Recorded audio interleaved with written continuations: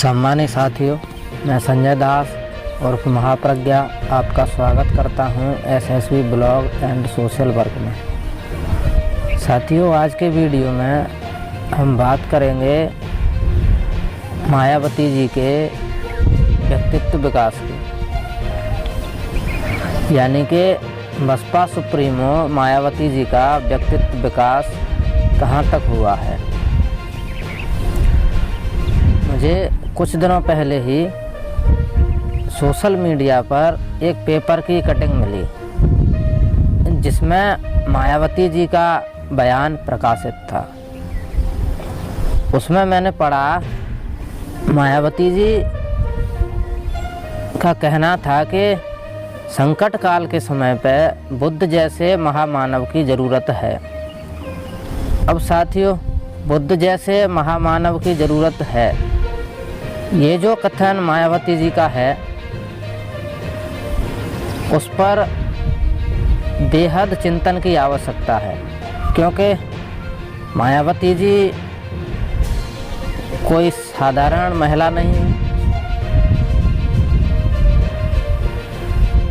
उनका त्याग मानवता के कल्याण के लिए सबसे महत्वपूर्ण नहीं तो किसी से कम भी नहीं है।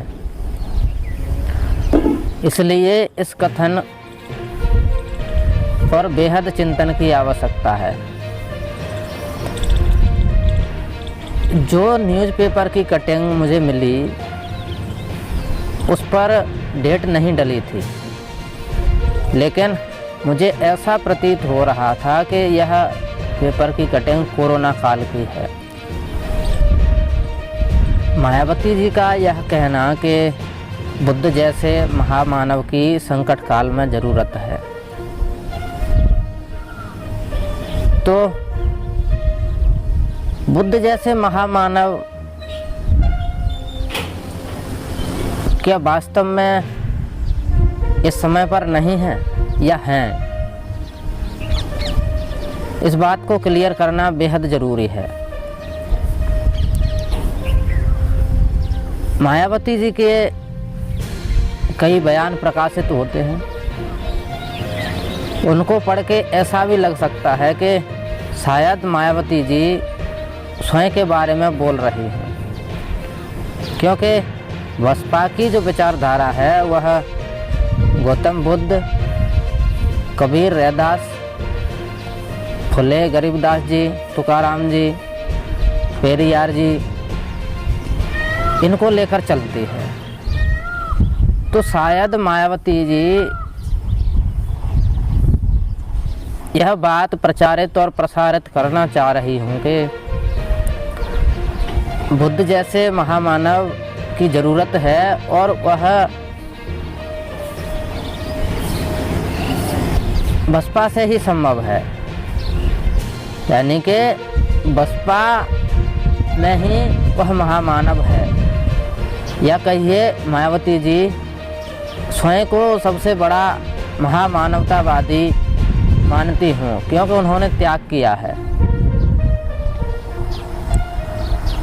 लेकिन यहाँ पर चिंतन की विशेष आवश्यकता है। उनका कथन तो बिल्कुल सही है, लेकिन मेरे विचार में यह बिल्कुल गलत है कि मायावती जी महामानव बुद्ध जैसे व्यक्तित्व की धनी हैं।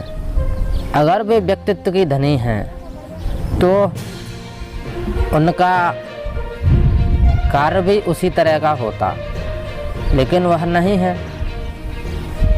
इसलिए वह बुद्ध जैसे व्यक्तित्व की धनी तो नहीं है। अब सबसे बड़ी बात यह है कि क्यों नहीं है मायावती जी बुद्ध जैसे व्यक्तित्व की धनी, क्यों नहीं है? बसपा जो राजनीतिक संगठन है, जब से मैं समझदार हुआ हूँ, लगभग 2003 से लेकर आज जून 2022 तक मैं देखते आ रहा हूँ कि पार्टी में निष्कासन की प्रक्रिया बहुत ज़्यादा है। और यह निष्कासन की जो प्रक्रिया चल रही है उसी से सिद्ध हो जाता है कि मायावती जी बुद्ध जैसे व्यक्तित्व की तो धनी नहीं है। क्योंकि जो भी पार्टी से कार्यकर्ता या राजनेता निकाले जा रहे हैं या निकाले गए हैं, अंगुली माल जैसे अपराधी तो नहीं हो सकते कि 999 हत्याएं उन्होंने कर दी या इतना बड़ा अपराध उन्होंने कर दिया। गौतम बुद्ध ने तो उनको बदलने के लिए, एकजुटता के लिए उनके अपराधों को माफ़ कर दिया। और अपराधों को माफ़ ऐसे नहीं किया कि समाज के लिए घातक हो, कभी भी घातक हो ही नहीं सकता, इस तरह से पूरी तरीक़ा से बदल दिया उन्होंने। तो इस बात से सिद्ध हो जाता है कि मायावती जी बुद्ध जैसे व्यक्तित्व की धनी नहीं है। अब रही बात कि मायावती जी इस बयान को दे रही हैं तो किसी और व्यक्ति से उम्मीद करती हैं कि कोई ऐसा व्यक्ति आए जो गौतम बुद्ध जैसे व्यक्तित्व का धनी हो, क्योंकि संकट काल से बुद्ध ही उबार सकते हैं। तो इस बात को भी हम क्लियर कर लेते हैं। क्या समाज में बुद्ध जैसे व्यक्तित्व के धनी महामानवतावादी पुरुष नहीं हैं? मेरा ऐसा मानना है कि आज भी बुद्ध जैसे महामानवतावादी व्यक्तित्व के धनी व्यक्ति हैं, लेकिन उन्हें देखने की आवश्यकता है, उन्हें जानने की आवश्यकता है, उन्हें समझने की आवश्यकता है। बुद्ध जैसे व्यक्तित्व के धनी व्यक्ति को तब देखा जा सकता है जैसे संघ के नियमों में जो बौद्ध भिक्षुओं के लिए सील होते हैं वह 10 होते हैं और उपासकों के लिए सील होते हैं और 5 या 8 होते हैं। अब कोई व्यक्ति जो बुद्ध जैसे व्यक्तित्व का धनी है वह 10 सीलों का पालन करेगा।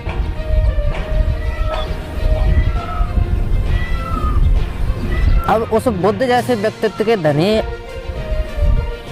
व्यक्ति को पहचानने के लिए, जानने के लिए, समझने के लिए कम से कम 5 सीलों या 8 सीलों का पालन करना बेहद आवश्यक है। तो आप जान और समझ सकते हैं कि हाँ, वो फलाना व्यक्ति, चाहे वह देश के नहीं दुनिया के किसी भी कोने में क्यों न हो,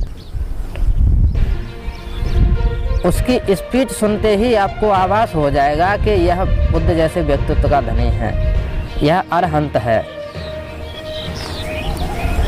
लेकिन समस्या क्या है?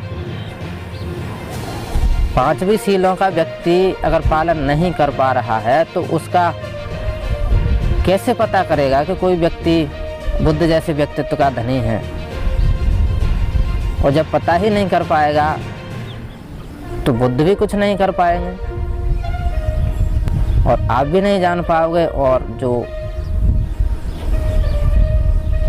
समाज संचार की प्रक्रिया है वह रुक जाएगी। और वही हो रहा है।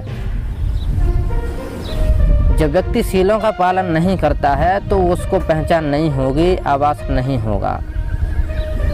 अब सबसे बड़ी बात आती है कि बुद्ध जैसे व्यक्तित्व का धनी अगर कोई व्यक्ति है तो वह किसी भी जाति, धर्म और मजहब में हो सकता है। लेकिन सबसे बड़ा विकार हमारे पास यह आ जाता है कि अगर मैं हिंदू धर्म से हूँ, अगर बौद्ध धर्म को बिलोंग करने वाले व्यक्ति ने बुद्धत्व को प्राप्त कर लिया, वह अरहंत हो गया, तो मैं धार्मिक द्वेष के कारण उसे स्वीकार ही नहीं करूँगा। और अगर हिंदू धर्म में किसी व्यक्ति ने बुद्धत्व को प्राप्त कर लिया सीलों का पालन करके, और मैं बौद्ध हूँ, तो मैं उसे स्वीकार ही नहीं करूँगा कि यह बुद्ध है, यह अरहंत है। तो इस प्रकार से यह प्रक्रिया पूरी बाधित हो जाती है, हो रही है और होती रहेगी अगर सीलों का पालन नहीं किया गया तो। चाहे वह प्रधानमंत्री ही क्यों न हो, चाहे वह कितनी भी डिग्रियों का मालिक क्यों न हो, कितना भी विद्वान क्यों न हो, बुद्धत्व को जानने के लिए शील पालन और सद्धर्म पर चलना बेहद आवश्यक है। ना तो इसमें विद्वता की आवश्यकता है, ना ही किसी पद की आवश्यकता है।